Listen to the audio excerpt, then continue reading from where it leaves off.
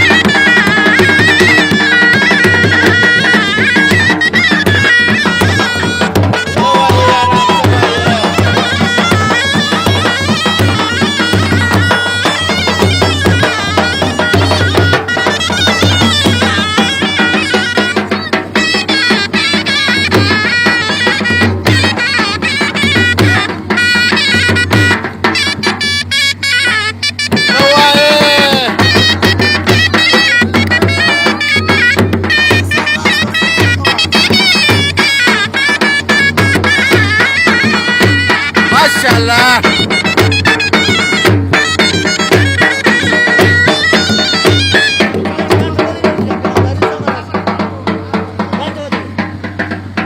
واو یاران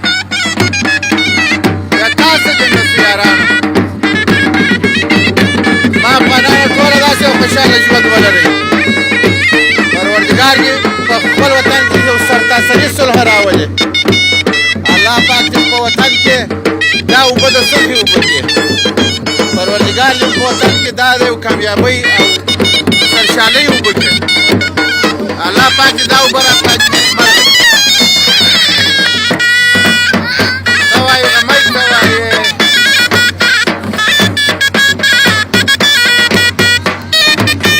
ته وایې کرمه جانه مرګ دې مه وایه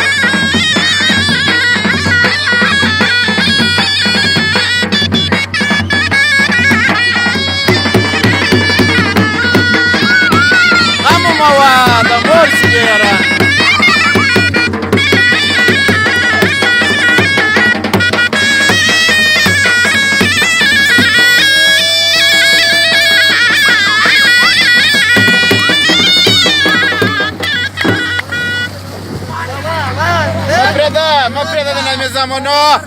د خوشحالۍ ورځ د یارانو څه وایې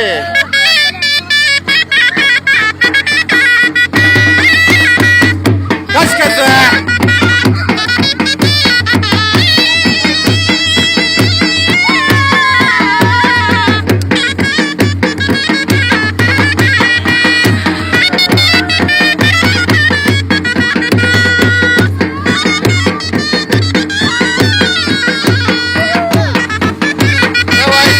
کاکو څه وایي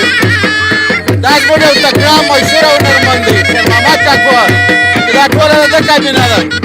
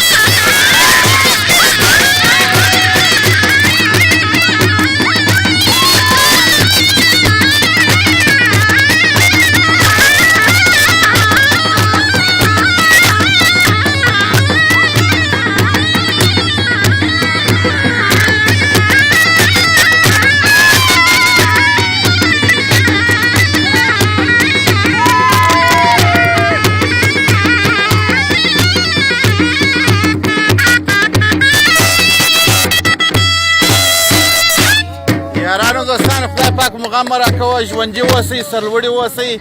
الله پاک مار وخت دغسې خوشحاله لره کامیابه دغه یو ویډیو یارانو وطندارانو او لرې ونږدې خیر محمد کاکو څنګه څه خوند یې پر واخیستی بس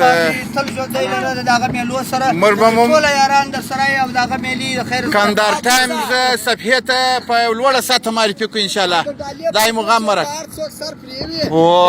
بېشکه بېشکه خبرې ډېرې دي نه خلاصېږي ښه خوند خو کوي نور مو الله پاک ته سپارم ومن الله التوفیق